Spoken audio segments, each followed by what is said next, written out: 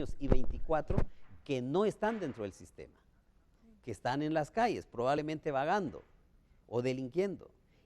Si esta situación no la atendemos ahora, en los próximos años vamos a llegar a 3 millones de jóvenes fuera del sistema. Entonces tenemos que diseñar una estrategia emergente de bajo costo, buscando aprovechar la tecnología y otros elementos que son medios muy importantes para abordar los problemas y trabajar emergentemente con ellos. Ministro, vamos a pasar algunas preguntas de redes sociales, si hay alguien en la calle también que le quiere preguntar algo.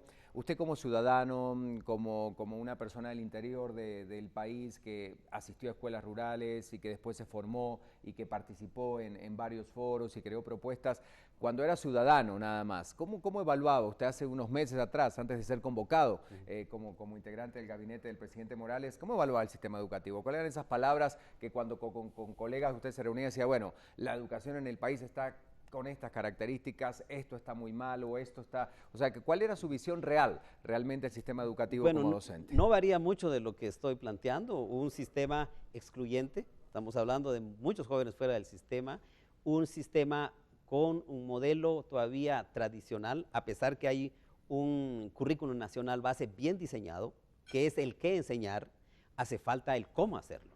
Y eso es un elemento básico de los 100 días que vamos a diseñar una propuesta metodológica para el cómo desarrollar ese modelo que es tradicional todavía.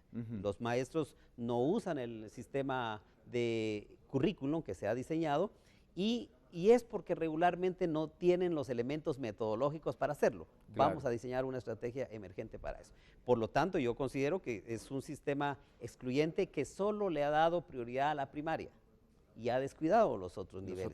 Queremos trabajar por esos otros niveles y es parte de nuestras estrategias a diseñar en los próximos días. Obviamente, este sistema también tiene que impulsar mucho la educación bilingüe intercultural. Somos una sociedad con una riqueza cultural extraordinaria, pero lo contradictorio del caso es que en un lugar donde una persona habla su lengua materna, un idioma como el mamo, el cachiquel, tiene que aprender en idioma español.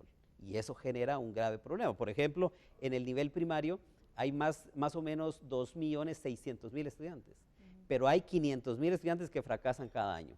Ministro, tenemos ya alguien en las calles, estamos en vivo, son las 7 de la mañana con 51 minutos. Julio, buen día, ¿cómo estamos? Buen día, Ricardo. Bueno, acá está con nosotros el ministro de Educación, así que ahí tenemos a alguien que nos va a hablar. Efectivamente, se los presento. Él es Gerber Alonso, iba transitando aquí en el Anillo Periférico en su bicicleta, dirigiendo a su trabajo. Un ciudadano ambientalmente responsable, pero también padre de un menor. Se dedica también al área de construcción, aires acondicionados, arquitectura. Y de ahí proviene esta pregunta. Gerber, mucho gusto, el señor ministro lo escucha. Muy buenos días, señor ministro. Mi pregunta es la siguiente. En infraestructura y el nivel medio, el nivel académico profesional que va a tener cada centro de educación. ¿Por qué infraestructura? Porque cada niño necesita un lugar bien construido con pupitres. Y nivel profesional de los maestros para que enseñen y nuestros niños tengan el derecho de una buena educación. Gracias, señor ministro.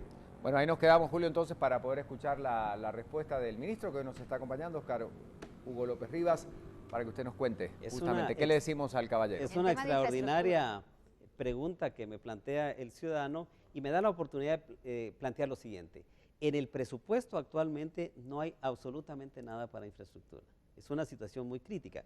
Sin embargo, hemos empezado a hacer algunos trámites y algunos acuerdos, y ya hay algunos trámites anteriores también que avanzaron para contar con donaciones. Hay más o menos una donación que va a estar oscilando entre los 500 millones de quetzales para la construcción exclusiva de edificios escolares. Eso le iba a preguntar, ministro, porque sé que Cintia del Águila, la ex ministra de Educación, empezó a formar quizá esa coalición o esa unión público-privada. ¿Usted también va a considerar lo mismo? Obviamente aquí es un tema en donde muchos podemos participar. Las alcaldías, por ejemplo, la iniciativa privada puede colocar su esfuerzo, porque la educación no es una tarea solo del ministro de Educación o del ministerio, es una tarea de todos los guatemaltecos, cualquiera que sea nuestro escenario. Sin embargo, tenemos la buena noticia que van a haber fondos exclusivos de donación y de préstamo de bancos internacionales exclusivos para infraestructura y tecnología. Queremos no solo tener los buenos edificios, sino además la posibilidad de contar con equipamiento tecnológico. En este momento tenemos 32,000 centros educativos en términos de edificios escolares. Solo 4,000 de ellos tienen acceso a tecnología y solo 163 tienen internet. Obviamente ahí hay un atraso enorme. Y si a esos 32,000 centros educativos le hacemos otra caracterización, vamos a encontrar que hay muchos centros que se llaman edificios, pero no son edificios, son covachas que están construidas con muchas limitaciones, que no tienen ni las más mínimas condiciones para ser centros de aprendizaje. Tenemos que abordar eso con mucha responsabilidad, es una prioridad ahora que tenemos esos recursos de la cooperación que nos va a llegar en los próximos meses, y vamos a priorizar obviamente aquellos lugares que mayores necesidades presentan. La otra pregunta del estimado ciudadano en función de la formación de los profesores. Tenemos que generar, y esa es una invitación a las universidades del país, una estrategia muy responsable a favor de formar a profesores de enseñanza media, que él planteaba esa necesidad, especializados para las materias que imparten. En la actualidad hay una gran cantidad de profesores de enseñanza media que laboran el ciclo básico y que les agradecemos enormemente, y en el ciclo diversificado, pero no son especializados en las materias. Entonces es sumamente complejo que yo vaya a enseñar algo que no conozco. Entonces hay que desarrollar una estrategia, y es la invitación que vuelvo a plantear a las universidades de este país para que nos comprometamos en generar carreras que permitan dotar a los centros educativos de profesores especializados para secundaria que nos permitan trabajar con calidad en este nivel que tanto lo necesita. Preguntas de la gente, Alejandro, para poder ir cerrando la entrevista. Hay muchos temas, pero lo vamos a invitar en varias oportunidades. Hoy es como la presentación, ¿verdad? Así es. Del ministro que acaba de asumir su cargo. ¿Cuáles hay, Ale? Adelante. Correcto, gracias, señor ministro. Muy Mucho buenos gusto, días. muchas gracias. Varias personas preguntan lo mismo. ¿Qué va a pasar con Joviel Acevedo? ¿Qué va a hacer su administración con Joviel Acevedo? Bueno, como... Sí, conozco a Joviel Acevedo como ciudadano, como Oscar Hugo López, puedo tener una opinión favorable o negativa del profesor Acevedo. Sin embargo, como ministro de Educación de Guatemala, quiero hacer un llamado al profesor Joviel Acevedo para que por Guatemala, por la educación de este país, nos sentemos, lleguemos a acuerdos y que cambiemos el rumbo de este país. Obviamente, seremos sumamente respetuosos de la ley y aplicaremos la ley en aquellos aspectos en donde se transgreda. Mañana hay marcha, entonces hay marcha. que ver cómo va a reaccionar. Ustedes tienen planteado reunirse, más oficialmente plantearle una reunión a Pues Acevedo. no nos hemos comunicado, sé que hay una manifestación. Pero la apertura por parte del ministerio está. Hay una manifestación mañana, yo soy un hombre de diálogo y la apertura está para que dialoguemos y que busquemos acuerdos a favor de esta nación y de la educación de este país que tanto lo necesita. Bueno, el tema está claro, entonces, apertura hay para el diálogo. Otra pregunta, Alejandro. Dice Oliver Fer, dice, ¿por qué no hay contrato para psicólogos y psicopedagogos en cada escuela? Han descuidado la esfera emocional de los niños. Evidentemente hay muchas necesidades, hace falta profesores de educación física, profesores de inglés, profesores de música, psicólogos, hace falta mucho. Ya ustedes han escuchado las carencias que hay en el presupuesto. Evidentemente también hemos visto que en muchas escuelas la cantidad de estudiantes ha ido bajando. Ya hay escuelas, hace un momento me informaban que hay escuelas que tienen 10 alumnos por grado, otras tendrán más alumnos por grado, entonces tenemos que hacer un análisis para aprovechar de mejor manera el recurso que está destinado, reubicarlo si es necesario, pero fundamentalmente ver ese tema emocional, ver el tema actitudinal, porque es fundamental. Y aquí viene un llamado muy particular a los padres de familia. Como ya lo dije antes, la tarea de la educación de nuestros hijos no es una responsabilidad solo de la escuela, es una responsabilidad en donde los padres tienen un papel fundamental. No consiste nada más en trasladar al hijo a la escuela y que mire el maestro qué hace con él, sino como padre de familia tiene la función básica de generar una socialización primaria y además de trasladar los principios y valores fundamentales para vivir en sociedad como debe ser. Como padres tenemos la obligación de entregar a la sociedad ciudadanos de bien. Y obviamente como padres tenemos que hacer nuestro mejor esfuerzo. Y los maestros, los profesores en el aula deben fortalecer lo que nosotros hacemos como padres, pero además trasladar los conocimientos necesarios y desarrollar las competencias para poderse desenvolver bien en la sociedad. Por lo tanto, es una responsabilidad de todos. Bueno, una más para ir cerrando, Alejandro, por favor. Exacto, Julio García hace esto más como un comentario, pero es un buen tema, que se cumplan los 180 días de clases, porque no los cumplen, dice, siempre hay alguna excusa y no se cumplen esos 180 Bueno, días. eso lo dijo el presidente Morales en época de campaña como candidato muchas veces, el cumplir sí o sí los 180 días. Claro, yo creo que los 180 días por sí mismos, por sí solos, no resuelven mucho el problema, porque yo puedo ir los 180 días a la escuela, pero si el modelo educativo que implanto no es el más adecuado, no tiene sentido. O si en lugar de trasladar, tener un receso de media hora, lo tengo de hora y media, tampoco tiene mucho sentido.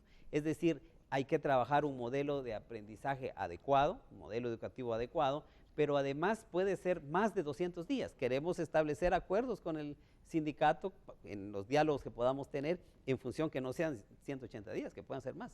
¿Por qué no? Que los sindicatos también sean permeables y que el objetivo, como usted dice, en el corto, mediano y largo plazo siempre sea la educación del país, el desarrollo, el avance y que no nos enfrasquemos en un diálogo que parece que nunca avanza para ningún lado por las posturas de algunos sectores, así que ojalá realmente esta apertura exista. Vamos con una más, Ale, porque muchísima gente nos escribió esta mañana, entonces hay que tratar de satisfacer por lo menos algunas de las preguntas que nos hicieron, ¿no? Es cierto, Ricardo, una última pregunta, dice Nancy Castellanos, ¿van a dar los libros en las escuelas públicas? Habla del material didáctico. Bueno, una buena acción que se realizó en la administración anterior es dejar los libros, los textos de estudio ya en los centros de acopio muy cercanos de ser distribuidos en las escuelas en los próximos días. En algunos lugares ya fueron distribuidos y en los que hacen falta se distribuirán muy rápidamente. Ese es un gran logro porque en los años anteriores los libros se daban hasta abril, mayo o junio, cuando el ciclo había avanzado significativamente. Ahora queremos hacerlo y obviamente ya se inició el proceso de distribución con mucho éxito. Son ciertamente demasiados desafíos, muchísimos retos, ministros, los que usted va a enfrentar. Lo invito a que siga leyendo los comentarios en nuestra página de Facebook y también en Twitter, porque hay muchas personas que están preguntando. Una maestra estaba leyendo, Ale, que dice, bueno, yo tengo 112 alumnos, si mal no recuerdo haber leído, que están ahorita sentados en el piso porque no tienen escritorios. La escuela se llama La Laguneta, por si también puede leer eso, ahí darle ya sus datos para ver cómo puede recibir ayuda. Hay muchas otras maestras diciendo lo mismo, ¿no? Estos desafíos, que también llegue la ayuda donde nosotros la necesitamos. Es un desafío, seguramente tomaremos en consideración todo lo que en las redes sociales ha salido, no solo con ustedes, sino en otras redes. Estamos revisando permanentemente esos requerimientos y vamos a ser incluyentes en tomarlos en cuenta. ¿Qué es lo que más le preocupa como bueno, ministro? En realidad me preocupa no el reto de enfrentar esta situación, sino la actitud de muchos guatemaltecos que no construyen, sino más bien tratan de afectar, y yo creo que vale la pena acá el llamado a todos. Criticar sin proponer, porque al final eso es dañino. Estamos abiertos a la crítica, ese es un proceso de crecimiento para uno, y también a la propuesta. En esto, como ya lo dije antes, no es solo un compromiso del ministro, es un compromiso de todos los guatemaltecos. Le agradecemos muchísimo que nos haya acompañado esta mañana Óscar Hugo López Rivas, ministro de Educación. Los miércoles serán los días destinados para que los distintos integrantes del gabinete del presidente Jimmy Morales pues estén aquí con nosotros para poder abordar ampliamente, como lo hizo el ministro de Educación, los lineamientos y por supuesto sus preguntas, que siempre son fundamentales. Precisamente, recuerde entonces, todos los miércoles estaremos analizando el nuevo gabinete del gobierno de Jimmy Morales. Muchísimas gracias, ministro, por haber estado muy con amable, nosotros gracias por estar con nosotros esta mañana. Y nosotros nos vamos con más noticias, Prensa Libre nuevamente con las últimas páginas ya que recorremos de este matutino.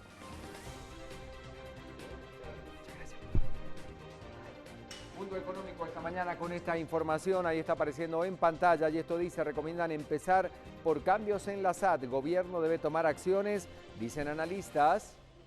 En otras noticias también importantes, PIB mundial del 2016 será del 3.4%, FMI revisa la baja del crecimiento. Y